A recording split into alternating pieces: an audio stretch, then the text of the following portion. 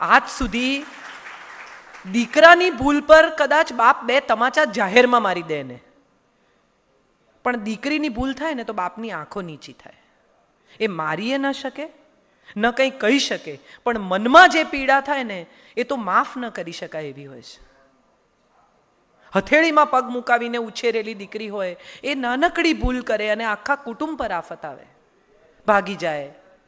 હમણાં કન્યા છાત્રાલયોમાં હું એક આખો પ્રવાસ કરી આવી અને મેં છોકરીઓને કહ્યું, મને બહુ એ વાત લાગે છે અત્યારના સમયમાં કે ગોગલ્સ પહેરતો હોય ને, ચશ્મા પહેરતો હોય ને, સ્માર્ટ હોય ને, આમ ચાવી ગુમાવે ને, મોટરસાઇકલ પર આવે ને, આપણને એમ થાય કે આ તો હવે સલમાન પછી આનો જ નંબર આવશે.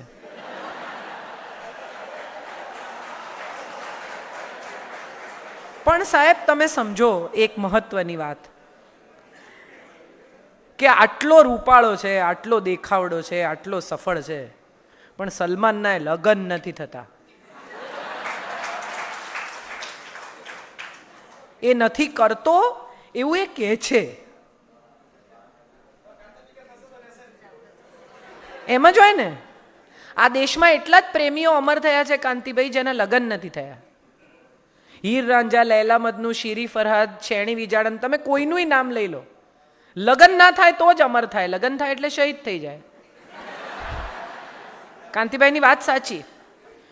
તો સવાલ એ છે કે કેવો દેખાય છે એના પર આ સંબંધ થશે, કે કેવો માણસ છે એના પર આ સંબંધ થશે.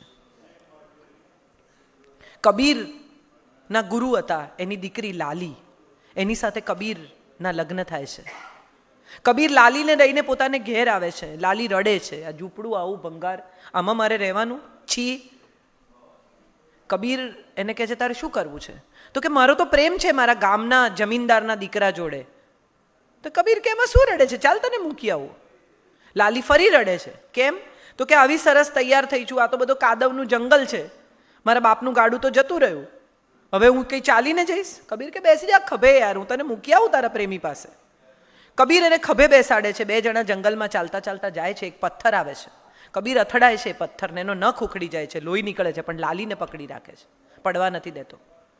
થોડા આગળ જાય છે એટલે લાલી ફરી રડે છે કે મને નીચે ઉતારો. એટલે નીચે ઉતારે છે કે મારે નથી જવું. કબીર કે હમણાં જવા રડતી હતી, હવે નથી જવા રડે છે, મને સમજાવ તને શું થાય છે. અને ત્યારે લાલી એને એમ કહે છે કે જે મને બીજાને સોંપવા માટે આટલી સાચવીને લઈ જાય છે, હું જો એની જોડે રહીશ આખી જિંદગી તો મને કેટલું સાચવશે. નથી જવું મારે તો તારી જ સાથે રહેવું છે. હવે જો એણે એમ વિચાર્યું હોત કે લો શાંતિથી સોંપવા તૈયાર થઈ ગયો, પ્રેમ જ નથી કરતો, તો એ બીજી દિશા હતી. વિચારવાના પણ 2 રસ્તા હોય છે. એક પિતા ચીડાય છે, એક માં વઢે છે. એક પત્ની જ્યારે ફરિયાદ કરે છે, એક પતિ જ્યારે ગુસ્સો કરે છે, ત્યારે આ દરેક વખતે કોઈ તિરસ્કાર, કોઈ ઘૃણા, કોઈ ઝઘડો, કોઈ અણગમો નથી હોતો. ઘણી વખત એવું બને છે કે આપણા મનમાં જે ચાલતું હોય એ વાત આપણે કોઈને કહી શકતા નથી, અને સૌથી નજીકના માણસ ઉપર કુકરની વિસલ વાગી જાય. બહુ મોટી વાત છે. ઘણી પત્નીઓ ફરિયાદ કરે કે બહાર જઈએ ને તો હસી હસીને વાતો કરે, ત્યાં તો ગુસ્સો કરતા નથી કોઈ દિવસ, કરે તો તમને સારું લાગે, પારકા બૈરા જોડે છાસિયા કરે, વિચારી જુઓ કે કેવું લાગે. ઝઘડો તો પોતાના જોડે જ થાય ને. તમે જેવા છો એવા ક્યાં દેખાઓ? જ્યાં તમારા અંગત લોકો છે ત્યાં. બાકી બહાર તો તમે કેવા સરસ સૂટ વૂટ પહેરીને સારા લાગો છો. બરમુડા પહેરીને આવ્યું છે કોઈ અહીંયા? એ તો ઘરમાં જ પહેરાય. બહુ મોટી વાત છે. આપણે ભૂલી ગયા છીએ કે આપણી સ્વાભાવિકતા તો ત્યાં જ છતી થાય છે જ્યાં આપણું કુટુંબ છે, જ્યાં આપણા પોતાના લોકો છે, જ્યાં આપણી અંગત વ્યક્તિઓ છે. એટલે જો આપણા પર ગુસ્સે થતા હોય, આપણા પર નોર્મલી વર્તતા હોય, આપણી પત્ની ફરિયાદ કરતી હોય, આપણા સંતાનો પણ આપણે ગુસ્સે થતા હોઈએ, તો માનજો કે હજી એ અંગત સંબંધ અકબંધ છે, હજી એ પ્રેમ એમનો એમ છે. એક પતિ પત્ની સવારે ગેલેરીમાં બેસીને ચા પીવે તો પત્ની રોજ જુએ ને કે આ સામેવાળી યાર કેટલા ખરાબ કપડાં સૂકવે છે, સરખા ધોતી જ નથી. રોજ એ લોકો ચા પીવા બેસે ને પેલા બેનનો કપડાં સૂકવવાનો સમય રોજ કે આ યાર રોજ કેટલા ગંદા કપડાં ધુએ છે, એને મારે પાવડર આપવો જોઈએ, એને મારે આમ કરવું જોઈએ, એને મારે બ્રશ આપવું. એક દિવસ ચા પીવા બેઠા અને પત્નીએ કહ્યું કે અરે આજ તો જોરદાર કપડાં ધોયા, ચોખ્ખા. કેમ બેન? મનોમન. ત્યાં એને નહીં તો જામે. એટલે પતિએ ધીમેથી કહ્યું કે એકચ્યુઅલી છે ને મેં આપણો કાચ સાફ કર્યો છે.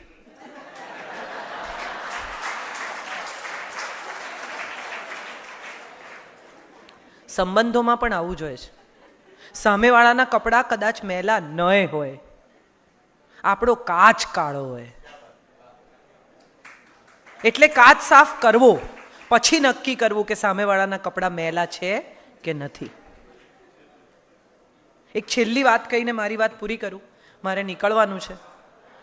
મને બહુ મજા આવી હોત તમારી સાથે વાત કરવાની, પણ થોડો મોડો આ કાર્યક્રમ શરૂ થયો, મારે આગળ બીજા કાર્યક્રમ છે, સો સોરી. પણ એક છેલ્લી વાત મને બહુ જ તમારી સાથે શેર કરવી છે. એક પરિવારમાં એક દાદા બીમાર પડ્યા, એટલે બધા સંતાનો ભેગા થઈ ગયા, બધા પાસે આવી ગયા. ખબર છે કે હવે દાદાને ઘર બોલે છે, ગંગાજળ પીવડાવ્યું છે, શ્વાસ ઉફણાય છે, અને દાદાએ પૂછ્યું કે મોટો ક્યાં છે? એટલે તરત મોટો દીકરો આવ્યો કે અહીંયા આ રહ્યો બાપુજી, અહીંયા તમારી પાસે. આમ હાથ પકડી લીધો કે વચલો. એટલે બિચારો વચલો દીકરો આવ્યો, એણે હાથ પકડ્યો કે હું આ રહ્યો બાપુજી, બાપુજી હલો, આ રહ્યો. કે નાનો. એટલે નાનો આવ્યો, એણે પગ પકડ્યા કે બાપુજી આવી ગયો, આ રહ્યો. કે મૂર્ખાઓ, દુકાને કોણ છે?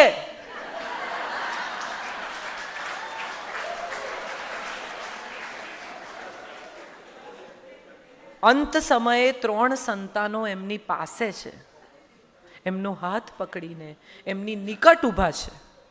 એ વાતનું સુખ નથી. જે દુકાન એમણે મૂકીને જવાની છે, જે દુકાન સાથે એમને કોઈ નિસ્બત હવે થોડી ક્ષણો પછી રહેવાની નથી, એ દુકાન પર કોઈ નથી, એની એમને ચિંતા છે. આપણે બધા જ કદાચ આવી જિંદગી જીવતા થઈ ગયા છે. જે આપણું નથી એમાં આપણી સંપૂર્ણ શ્રદ્ધા છે, એમાં આપણો સંપૂર્ણ રસ છે, એમાં આપણું સંપૂર્ણ આકર્ષણ છે.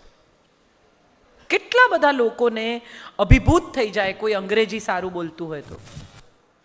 મને સારું અંગ્રેજી નથી આવડતું એ વાતે મેં કેટલા બધા લોકોને મૂંઝાતા જોયા છે. દુઃખી તો ત્યારે થવું જોઈએ જ્યારે આપણને સારું ગુજરાતી બોલતા ના આવડે. એ આપણી ભાષા છે. સારું ફ્રેન્ચ બોલતા ના આવડે તો કોઈ દુઃખી થાય છે, સારું જર્મન બોલતા ના આવડે તો કોઈ દુઃખી થાય છે. તો અંગ્રેજીમાં એવું શું દાટ્યું છે કે આપણને અંગ્રેજી ના આવડે તો દુઃખ થાય? એવા કેટલા લોકો હું તમને બતાવું તમારા જ પરિવારમાં, તમારા જ સમાજમાં, કે જેને અંગ્રેજી નથી આવડતું અને એણે કરોડો રૂપિયાના દાન કર્યા છે. શું ફરક પડે છે? લઘુતા ગ્રંથિમાંથી નીકળીને કદાચ હવે આપણે આપણા ગુજરાતીપણા, આપણા પાટીદારપણાને ઉજવવાનો સમય શરૂ થયો છે. અને એ એટલા માટે ઉજવાવું જોઈએ કે આ સિસ્ટમ તમે ચાલુ રાખી છે. આ છાત્રાલયો, આ સ્કૂલો, કેટલું દાન, હોસ્પિટલ્સ, તમે જુઓ કેટલું કામ થાય છે. અને આ જે કામ થાય છે એ માત્ર સમાજ માટે નથી. તમારી હોસ્પિટલ્સમાં, તમારી સ્કૂલ્સમાં એવું ક્યાંય નથી કે માત્ર પટેલ છોકરાને પ્રવેશ મળશે. તો આ જ કુટુંબ છે.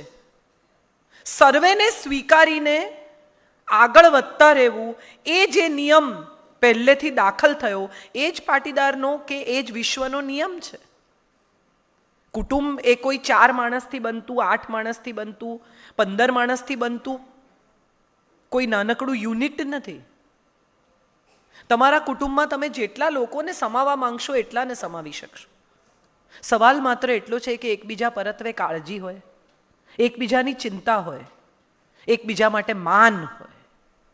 કેટલા બધા લોકોને હું એવા જોઉં છું કેમ કે મારી સાથે ખરાબ રીતે બોલે, પણ તમે કઈ રીતે વાત કરો છો એ પણ સમજવાની વાત છે. સૂરજ ખોટો, પહેલો જ કાળી 5 હોય એટલે એમણે કાળી 7માં જ જવું પડે, બીજો એમની પાસે રસ્તો જ નહીં. બહુ બહુ મજાની વાત છે સાહેબ, આપણે બધા અપ્રુવલની સોસાયટી પર જીવતા થઈ ગયા છે. બીજા કે તો સારા, બીજા કે તો પૈસાવાળા, બીજા કે તો સોફિસ્ટિકેટેડ, બીજા કે તો રૂપાળા, બીજા કે તો સ્ટાઇલિશ. અને આનો સૌથી મોટો દાખલો એ છે કે આપણા ઘરના ઉત્તમ કાચના વાસણો બીજા લોકો માટે છે. આપણે કોઈ દિવસ જાતે સારી ક્રોકરી કાઢીને જમ્યા છીએ? એક ભાઈ, તમે તો બધા જમીન સાથે જોડાયેલા લોકો છો, તમને ખબર છે કે ખાતર કાઢવું ખાડામાંથી એ કેટલું અઘરું છે. હાથ બાથ બળે, ગરમી લાગે, માનસિક ત્રાસ થાય.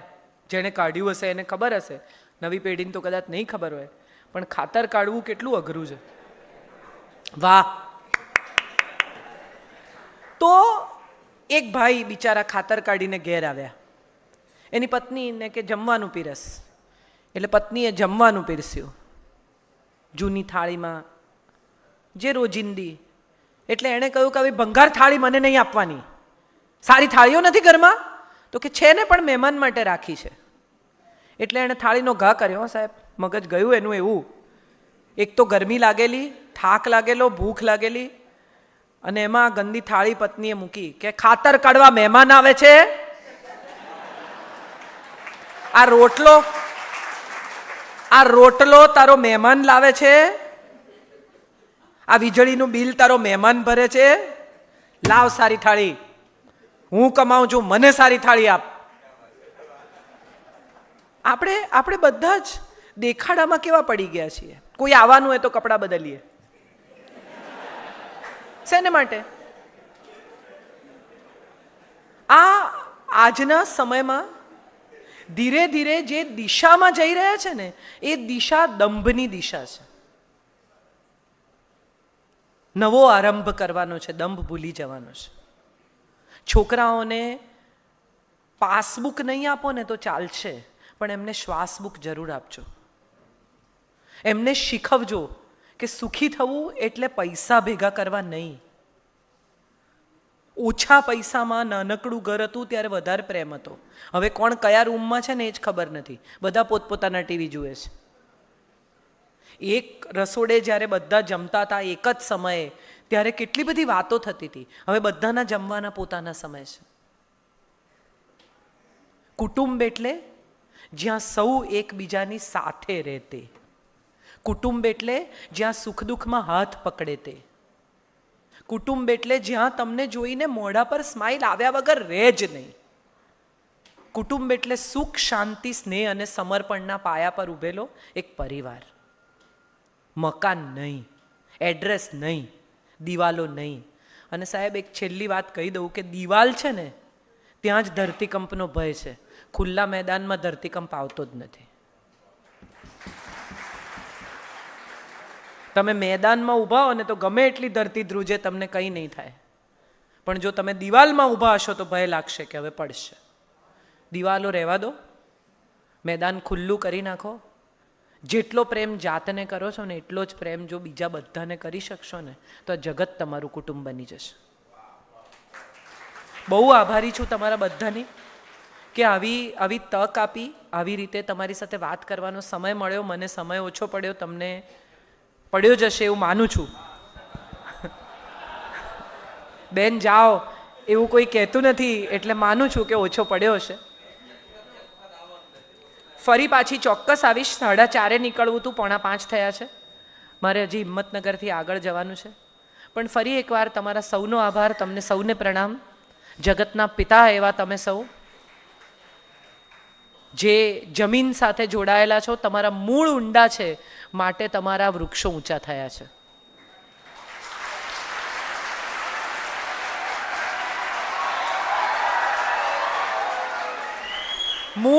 મૂળ જમીનમાં રાખજો. પગ જ્યાં સુધી જમીન પર હશે ને ત્યાં સુધી તમને કોઈ ઉખાડી નહીં શકે.